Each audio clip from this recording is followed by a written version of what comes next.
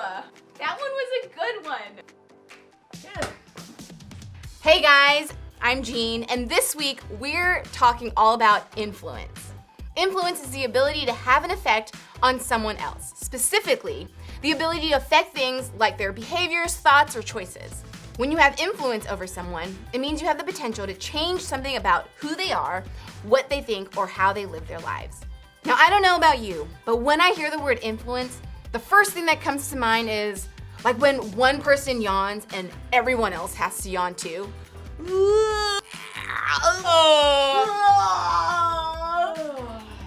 Or your friend starts wearing their hair a certain way, and so everyone else starts doing it too.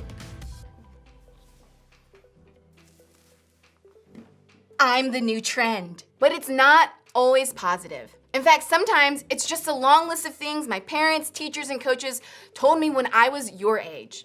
Don't hang out with that kid because he's a bad influence. You can't watch that show because it's a bad influence on you. Your friends should be people who have good influence on you. Your little brother and sister, they're looking up to you, so be a good influence on them.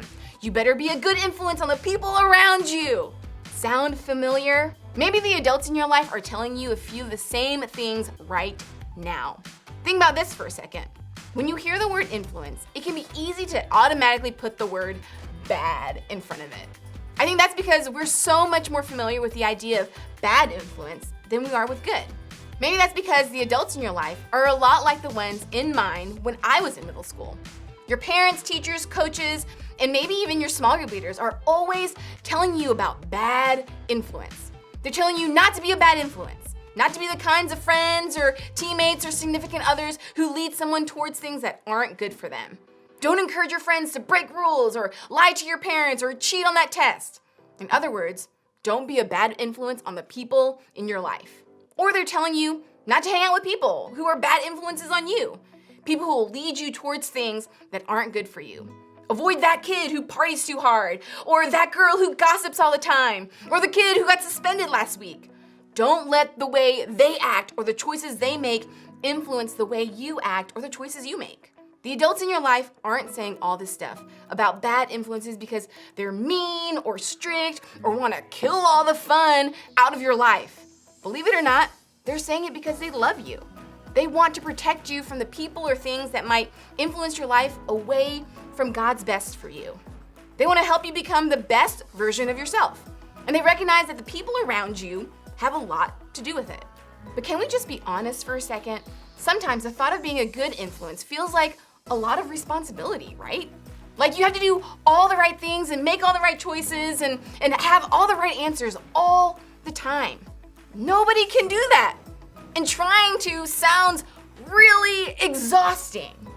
Also, the idea of only hanging out with people who influence you in a positive way doesn't always sound like that much fun either. Maybe they don't go along with what the crowd is doing, or they always follow the rules, or they go against what's popular. That doesn't always seem like a great time, does it? When we think about influence in these ways, we're missing the whole picture. It makes it seem like the kind of influence you have is based only on your behaviors and choices. Like if you make good decisions, you have good influence. But if you make bad choices, you suddenly become a bad influence. While our choices and behaviors do have a lot to do with our influence, I think there's a whole lot more to this influence thing than we may realize. There's a cool picture in the Bible of what I think influence is really all about, and I want us to look at it together today. It's from the book of Acts, which was written about the spread of Christianity and the start of the church after Jesus came to earth. The guys who were leading this movement of Christianity weren't the most popular people on the planet. They weren't famous or super cool or known for having the most followers on their early church TikTok accounts. Can you imagine if they had their own dance moves? I don't know, and it became a hashtag trend on TikTok? How interesting would that be? No, they were just a group of people who believed in Jesus, began to follow his teachings, and wanted to share those teachings with others. These guys were known as apostles, which is just another way to say that they were leaders and teachers spreading the movement of Christianity. One of these guys, named Peter, was actually called by Jesus himself to be one of the leaders who would help start his church. Now here's what's interesting about that. Peter wasn't always the best decision maker. In fact, Peter made a lot of bad choices during the time he spent with Jesus. He had a tendency to be angry, cowardly, and even a liar at times. Still, this is one of the guys Jesus chose to help spread his message to the people around him. Here's what I think is so cool about that. Jesus knew that Peter's ability to influence others wasn't just about his behavior or choices. It was about God working in him. Peter had influence not because of anything he did or didn't do, but because God gave it to him. God gave him the influence he needed to be part of leading the growing church. All Peter had to do was say yes to it, one step at a time. And that's exactly what he did. Look what happened because of it. All the believers devoted themselves to the apostles' teaching and to fellowship, and to sharing in meals, including the Lord's Supper and to prayer. A deep sense of awe came over them all, and the apostles performed many miraculous signs and wonders. And all the believers met together in one place and shared everything they had. They sold their property and possessions and shared the money with those in need. They worshiped together at the temple each day, met in homes for the Lord's Supper, and shared their meals with great joy and generosity, all the while praising God and enjoying the goodwill of all the people. And each day the Lord added to their fellowship those who were being saved. Today, we know this passage describes the first picture of the Christian church, but back then, I don't know if the guys who were part of it knew what they were building. Peter and his community were simply using the influence they had. They were influencing the people around them to do what Jesus had called them to do: love God and love each other. They weren't saying yes to being good influences. Instead, they were saying yes to using their God-given influence for good, one small step at a time. Were they the most popular guys? Probably not. Did they see the results right away? Nope. Did they get the credit they deserved for the good that they were doing? Not always.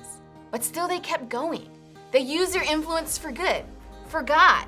That gave them the motivation to take small steps in the right direction. And those steps impacted and influenced the people around them to do the same. That's what I want you to see today. Doing big things start with small steps. Your ability to influence others isn't about whether your behavior is always good or bad. It isn't about getting it right all the time.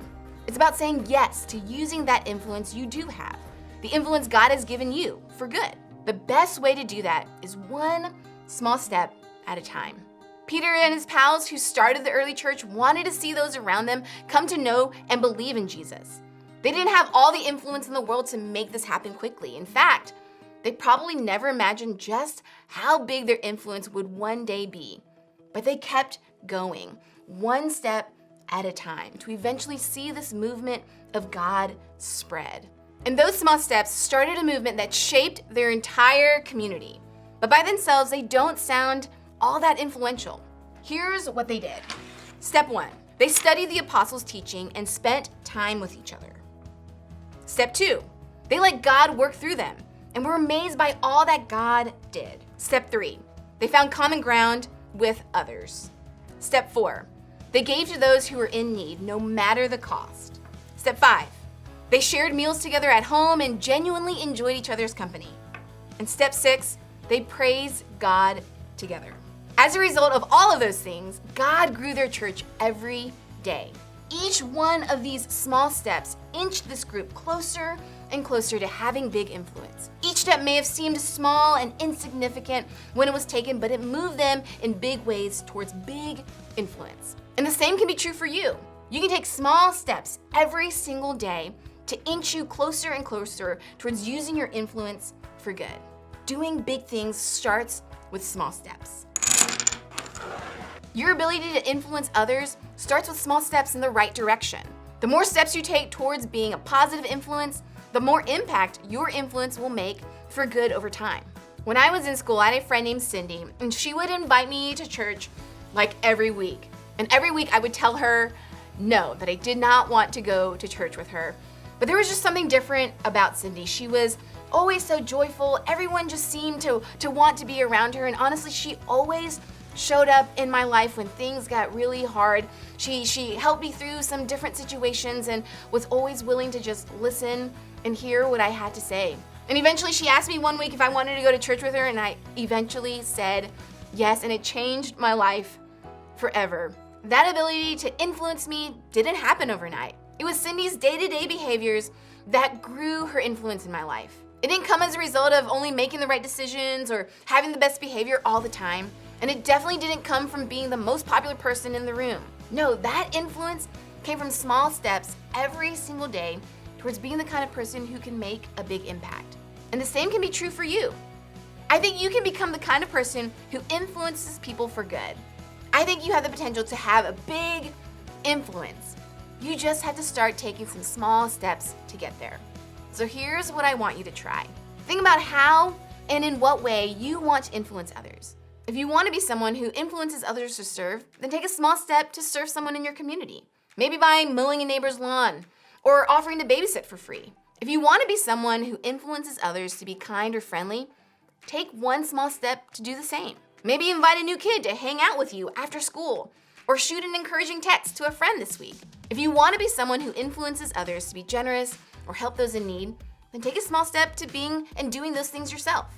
Remember, doing big things starts with small steps. Now maybe you're sitting there thinking, I know you're saying influence isn't about my bad choices or behaviors, but I think I've already made too many mistakes to ever have the kind of influence you're talking about.